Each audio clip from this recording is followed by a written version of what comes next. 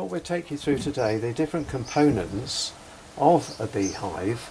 First of all, we need legs for them to rest off. Now we obviously have the legs to keep the hive off the ground, to stop the moisture getting up into the hive. Not that it's a protection for things like mice, they'll still clamber up, and other insects, but at least it keeps the whole hive off the ground. The next thing we've got to put on is a floor. Now the floor is all of the same size as the legs, but it's made of mesh, and that needs to go on, and that's for the bees to walk across where they come in the entrance here. And also it's a breathing part for them, because you must have airflow coming up through your hive. So that just fits on like so, and then the bees will come in here and will then go up into the hive. The next is one of however many boxes you want to set up, and you always lay your boxes on with the frames running the same way as the entrance to the hive, so they come in and they can work their way up through the hive. Now once the hive gets established, you'll find that they'll need at least 2 of those boxes for their nesting purpose. But for the demonstration today, I'm just going to put one on there. So say for example, you can imagine we've got 2 boxes on.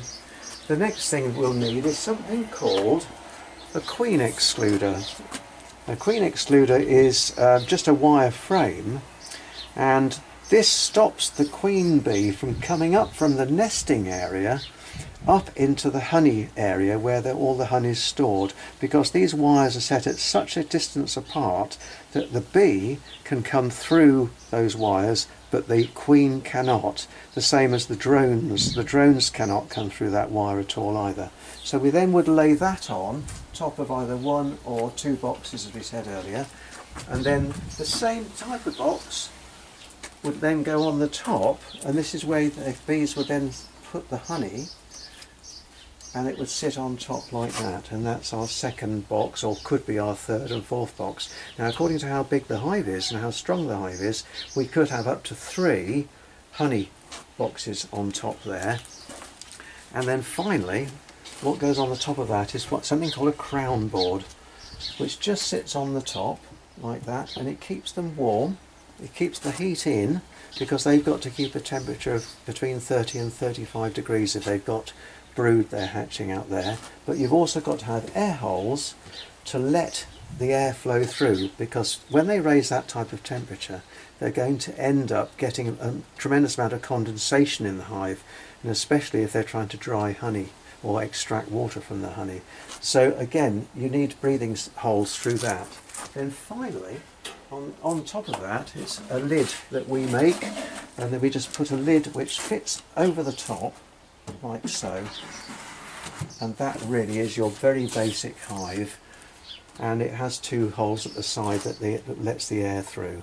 And that's our construction for a simple hive.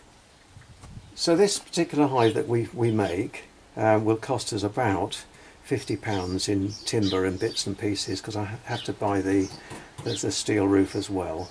But and it's obviously made of pine, but normally a hive would be made of cedar and would set you back about £400 to £500 if you wanted to go out and buy a complete hive to start afresh. So it's not a cheap hobby if you're starting as an amateur.